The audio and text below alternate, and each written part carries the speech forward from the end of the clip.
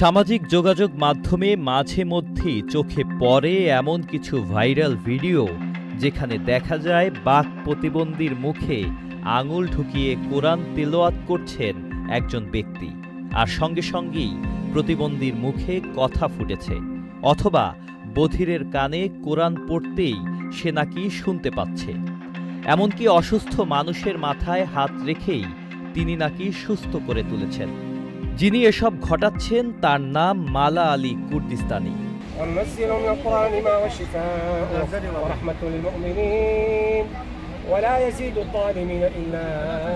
ইরাকের কুর্দিস্তান প্রদেশের ইরবিল শহর থেকে 40 কিলোমিটার দূরের কালাক গ্রাম থেকে শুরু তার এই মানুষকে টুপি পরানো, যেখানে তিনি একটি হিলিং সেন্টার চালু করেন।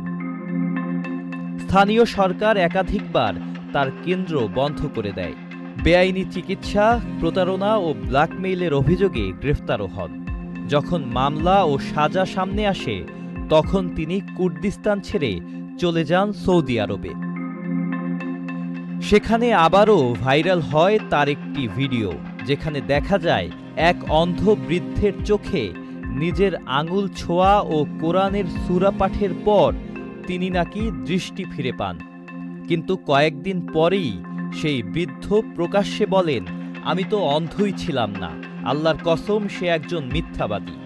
এরপর সৌদি পুলিশ মালা আলীকে সাজানো নাটক ও বিদেশি লোক আনার অভিযোগে গ্রেফতার করে। গ্রেফতার ও মুক্তির পর মালা আলী সৌদি থেকে তুরস্কে চলে যান।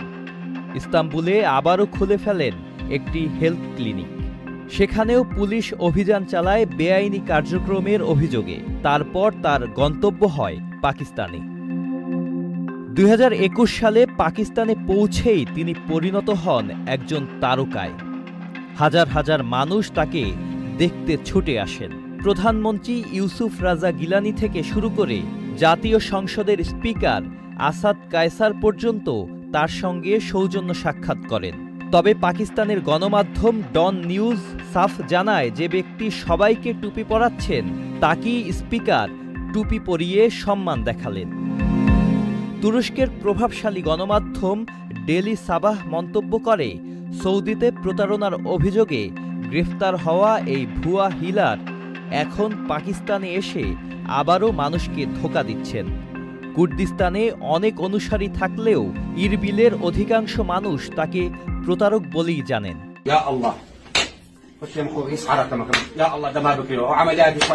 মালা আলী কুর্দিস্তানি, কেউ তাকে অলৌকিক নিরাময়কারী ভাবেন, আবার কেউ তাকে প্রতারক ছাড়া কিছুই মনে করেন না। তিনি আজও সামাজিক যোগাযোগ মাধ্যমে সক্রিয়, অনুসারীর সংখ্যাও মিলিয়নের ঘরে। তবে প্রশ্ন থেকেই যায়, এ কি সত্যি আধ্যাত্মিক ক্ষমতা নাকি কেবল সাজানো নাটক আর প্রতারণা? Sajid Abdullah, channel I. Bundle থাকলে প্রতি সেনমানিতে টাকা বাঁচবে। বিকাশ সেনমানি বান্ডেল কিনে জিতুন প্রতি লেনদেনে।